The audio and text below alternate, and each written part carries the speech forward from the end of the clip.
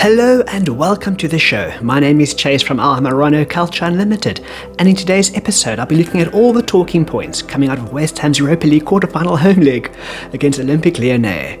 We also look ahead to the weekend where West Ham face Brentford away on Sunday. All this and more in today's episode of Hammerano Culture Unlimited. Okay, so let's start with the Europa League quarter-final against Lyon. West Ham managed a 1-1 draw against the French outfit, and these are my thoughts coming out of the match. Look, when a result doesn't go your way or you don't get the outcome you want, the easiest and laziest thing to do is blame the ref.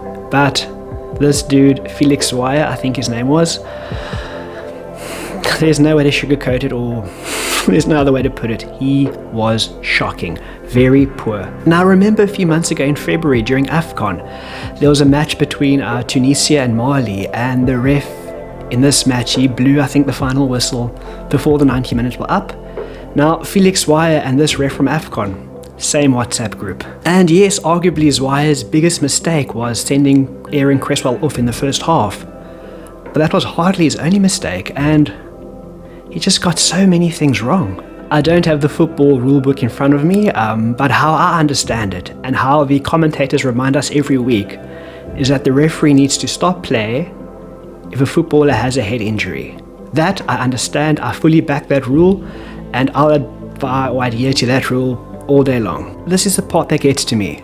Why are the refs stopping play, halting the match, for just a normal tackle, a non-head injury?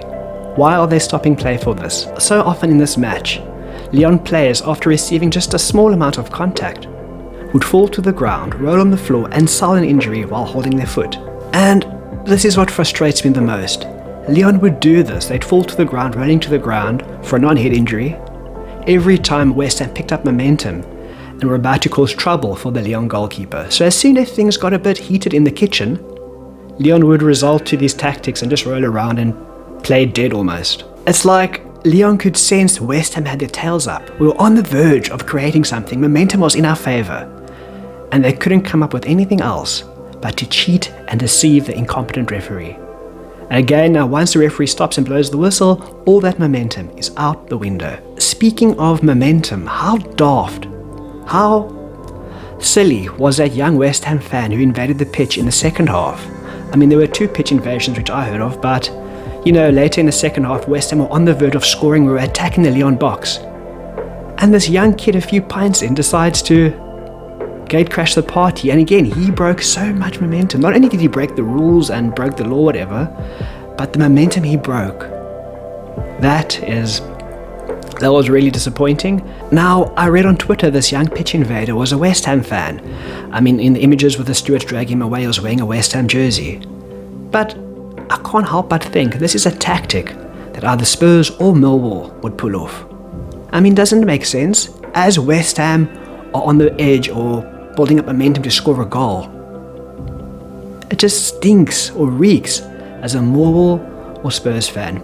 You know, sabotaging West Ham on the edge of glory. Now, at the end of the day, the match finished 1-1, which isn't awful from a West Ham perspective, when you remember we had 10 men for majority of the match. And also Lyon, well, if you include the dude with the whistle, they had 12. So, arguably speaking, I know this is blaming the ref is low-hanging fruit, but you could make an argument. It was 10 versus 12. So it's all to play for next week in the return leg in France. I really hope the Hammers teach these cheats a lesson, and here's the sad thing. I've been watching football for more years than I haven't, and I've never really had an issue or a problem with Lyon until last night. I mean, their Ric Flair dark arts tactics, it doesn't do football any favors. Yeah, I don't want to get into that now, but you can understand why football, I guess, has quite a negative rep with other sports like rugby and stuff. Alright, so let's shift our focus to West Ham's next match, which is Brentford away on Sunday. Now, the Bees won the reverse fixture early in the season in October thanks to a Visa goal late in stoppage time. It was arguably the last kick of the game.